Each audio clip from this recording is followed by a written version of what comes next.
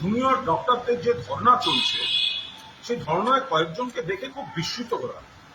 একাধিক দলের যারা সক্রিয় রাজনৈতিক মুখ তাদের সেখানে দেখা যাচ্ছে এবং বিশেষভাবে দেখলাম পামেলা দেবীকে সেখানে।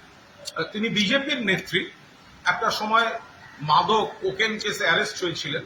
আমি কেসের আপডেট নিয়ে উনি দোষী না পরে তিনি কেস থেকে বেরিয়ে যান আমি এর মধ্যে যাচ্ছি না, ওনার কেস নিয়ে কথা বলা আমার উদ্দেশ্য না।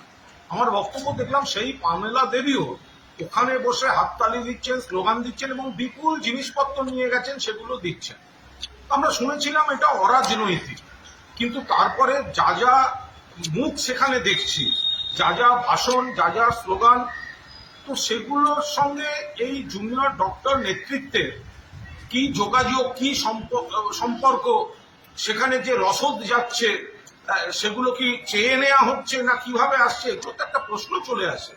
মূল যে কারণে জুনিয়র ডক্টরদের আন্দোলন, তাদের সহযোদ্ধা যে তরুণীর ধর্ষণ এবং খুন, তার ন্যায় বিচারের দাবিতে আমরাও সহমত। কলকাতা পুলিশ 24 ঘন্টার মধ্যে অ্যারেস্ট করে এনেছিল, তারপর থেকে তো সিবিআই দেখছে, কেস দেখছে সুপ্রিম কোর্ট। সুপ্রিম কোর্ট বলেছে কর্মবিরতি তুলে কাজে ফিরতে। মুখ্যমন্ত্রী এবং রাজ্য সরকার আলোচনার দরজা খুলে বারবার চিঠি পাঠাচ্ছেন, কিন্তু কাদের বুদ্ধিতে, কাদের উস্কানিতে এই আলোচনাটা ইতিবাচকভাবে খোলা মনে জুনিয়র ডক্টররা সাড়া দিচ্ছেন না এবং তার ফলে গরিব মানুষ, লক্ষ লক্ষ মানুষ চিকিৎসায় হয়রানি হচ্ছে, মৃত্যু হচ্ছে।